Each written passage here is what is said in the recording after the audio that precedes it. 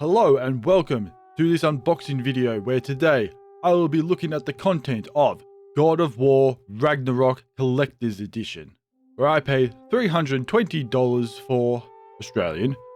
You may be able to pick it up in cash converters for the reasonable price of $700. Now I wasn't intending to get this Collector's Edition because, for starters, I had not played God of War from 2018. But the reason why I purchased this because on an episode of Patched, Paul had got the Jotunheim edition and he was still stuck with the Collector's Edition and he was trying to get rid of it. Pre-ordered the one at EB because I was worried I wouldn't get the one at JB, which is the one that I really wanted. Then I managed to get the one at JB, but now I still have the EB order. How much is it? Probably 300 or something. I will purchase it. Got a whole heap of cash I can't get rid of. Did we just straight up do a transaction live on the show then? Yeah. And now, here we are. And for somebody who hasn't purchased a lot of collector's editions over the years, I must say it is a very, very large box. But for one good reason which we'll get to later. And the first thing we will look at is this brown little bag, which contains dwarven dice. The thing that surprised me most about the dwarven dice is that they're actually made of wood, which is surprising because being that most collector's editions might go for the cheap option, they've actually gone for an actual quality with engraved numbers, and you've got a large variety of them. There's not just the one type of dice. You have, I don't know how many we got. 1, 3, 7? We count 7.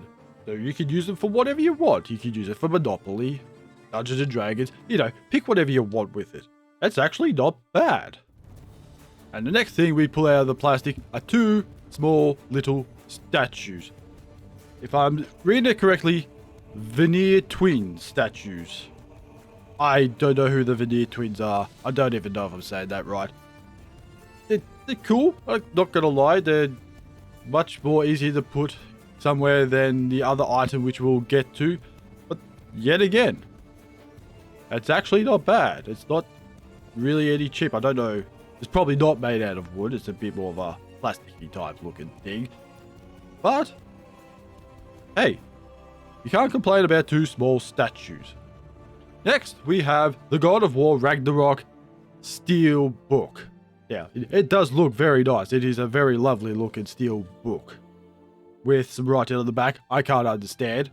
However, there's one thing missing, which is a game disc. However, we do have downloadable content, mainly the game.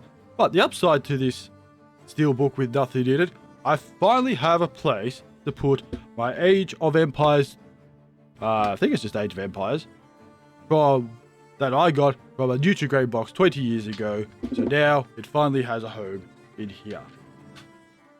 Done. The digital content has your PS4 and your PS5 game, depending on what platform you're on. If you're on the PS4, you also have a theme. You get an avatar set as well of all the characters, the official God of War Ragnarok digital soundtrack, and of course, a digital mini art book. With the art book, I actually thought it was going to be an actual book. I didn't read the part where it said digital art book. But that's fine because we live in a digital age these days, and let's be honest, who has a CD to listen to music anyway? They're just not existent anymore, so I can understand that part. But it was just the book. I was looking forward to a book. That's fine. It's got some really cool concepts in it and some unfinished Kratos pictures. I'm kidding. I did modeling in uni and I know that's what a character looks like before you put textures on it. Some people don't know that, you Grand Theft Auto 6 dickheads. And with the pre-order edition, you also get some extra armor.